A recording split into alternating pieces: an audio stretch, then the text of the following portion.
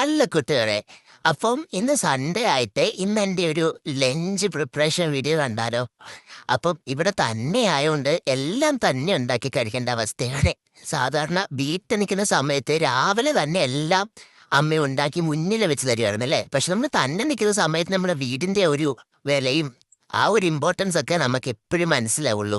അപ്പൊ ഇന്ന് ഞാൻ എണ്ണീറ്റപ്പോൾ തന്നെ നല്ല തൊണ്ടവേദനയൊക്കെ ആയിട്ട് എണ്ണീറ്റത്. അത് എണ്ണീറ്റത് 12:30 കൂടിയാ. സൺഡേസിൽ എനിക്ക് ഉറങ്ങാൻ ഇങ്ങനെ സമയം കിട്ടാറുള്ളൂ. അല്ലാത്ത സമയത്തെല്ലാം 6 മണിയൊക്കെ ആകുമ്പോഴത്തേക്ക് എണ്ണീറ്റ് ക്ലിനിക്സിൽ പോകേണ്ട അവസ്ഥയാണ്. അപ്പൊ രാവിലെ എണ്ണീറ്റപ്പോൾ തന്നെ തൊണ്ടവേദനയായി, ഹോം സിക്നസ്, നല്ല വീട്ടിലത്തെ ഒരു മിസ്സിങ് ഉണ്ടായിരുന്നു. ഫുഡ്, സത്യം പറഞ്ഞ ഫുഡ് തന്നെ, നമ്മുടെ നാടൻ ഫുഡ്. അപ്പൊ രാവിലെ തന്നെ ഞാൻ യൂട്യൂബ് തുറന്ന് ഫോൺ എടുത്തങ്ങോട്ട് തുറന്ന് നോക്കിയപ്പോഴത്തേക്കോ ഏതോ ഒരു ചേച്ചിന്റെ വീഡിയോ കണ്ടു. നല്ല ചിക്കൻ പൊരിച്ചതും മോര് കാച്ചിയതും ഉരുളക്കിഴങ്ങും ചോറൊക്കെ ആയിട്ട് കഴിക്കണത്. അത് കണ്ടപ്പോൾ തന്നെ എനിക്ക് അതും എടുത്ത് എൻ്റെ അപ്പാർട്ട്മെന്റ് തൊട്ട് താഴെ ഒരു സൂപ്പർ മാർക്കറ്റ് ഉണ്ട്. അവിടെ പോയി എല്ലാം അങ്ങോട്ട് വാങ്ങി. എന്നിട്ട് ചിക്കൻ എല്ലാം ഒന്ന് മസാലയൊക്കെ തേച്ചൊന്ന് പ്രെപ്പ് ചെയ്ത് ഞാൻ ഫ്രിഡ്ജിനകത്ത് കയറ്റി. പിന്നെ ഞാൻ ഓർത്തന്ന ഒരു ചമ്മന്തി ഉണ്ടാക്കുന്നുണ്ട്. ചമ്മന്തി ഉണ്ടാക്കാൻ നേരത്തെ എനിക്ക് പ്ലാൻ ഉണ്ടായിരുന്നു. പക്ഷേ കൊഞ്ച് ചമ്മന്തി ഉണ്ടാക്കണമെന്ന് എൻ്റെ മനസ്സിൽ പോലെയായിരുന്നു. കാരണം താഴെ ചെന്നപ്പോഴാണ് അവിടെ ഒരു കൊഞ്ചിൻ്റെ ഇതിരിക്കുന്നുണ്ട്. എന്നാൽ പിന്നെ നമുക്ക് കൊഞ്ച് ചമ്മന്തി, എനിക്ക് ഭയങ്കര ഇഷ്ടം ഉണക്ക കൊഞ്ച് ചമ്മന്തിയും ഉണക്കമീൻ ചമ്മന്തിയും ഉണക്കമീൻ മാങ്ങാ ചമ്മന്തിയും ഒക്കെ. മാങ്ങ ഞാൻ കുറേ തപ്പി, പക്ഷെ കിട്ടിയില്ല. എല്ലാം കഴിഞ്ഞ് വന്നപ്പോൾ ആ ചോറിടുന്ന കാര്യം മറന്നുപോയത്. ചോറിട്ടു.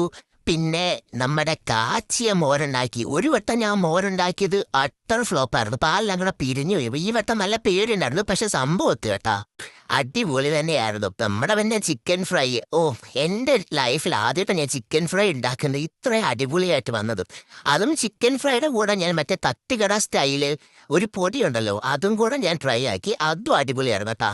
എൻ്റെ ലൈഫിൽ ഇത്രയും 4 വർഷക്കാലത്തിൽ ഞാൻ ഇത്രയും സ്വാദോടുകൂടെ ഉണ്ടാക്കിയ ഒരു ഭക്ഷണം ചിലപ്പോൾ ഇതായിരിക്കും. കാരണം ഇത്ര അടിപൊളിയായിട്ട് ഞാൻ ഇന്നവരെ ഉണ്ടാക്കിയിട്ടില്ല കേട്ടോ. ഇത്രയും മനസ്സറിഞ്ഞ്, ചിലപ്പോൾ വിഷം ഇരുന്ന് കഴിച്ചുകൊണ്ട് ആവാം, അറിയില്ല കേട്ടോ.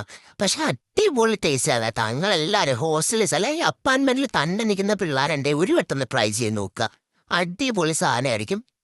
പിന്നെ ഇതിനകത്ത് ഇൻഗ്രീഡിയൻസ് ഒന്നും ഞാൻ അങ്ങനെ പെട്ടെന്ന് കാണിക്കുന്നില്ല. സമയത്തിൻ്റെ പരിമിതി കൊണ്ടും എല്ലാം കൊണ്ടുമാണ് ഞാനത് സ്പീഡാക്കി കാണിച്ചത്. പക്ഷെ അടിപൊളിയായിരുന്നു കേട്ടാ. ഈ ഫുഡ് അങ്ങോട്ട് കഴിച്ച് ഇത്തിരി മുന്തിരിങ്ങയും ഉപ്പും മുളകും ഒക്കെ ഇട്ട് കഴിച്ചപ്പോഴത്തേക്ക് ഞാൻ ഫ്ലാറ്റായി. ഒരു ഉറക്കവും പാസ്സാക്കി എണ്ണിട്ടിരിക്കുകയാണ് ഇപ്പം. അടിപൊളിയായിട്ടുണ്ട്. അപ്പം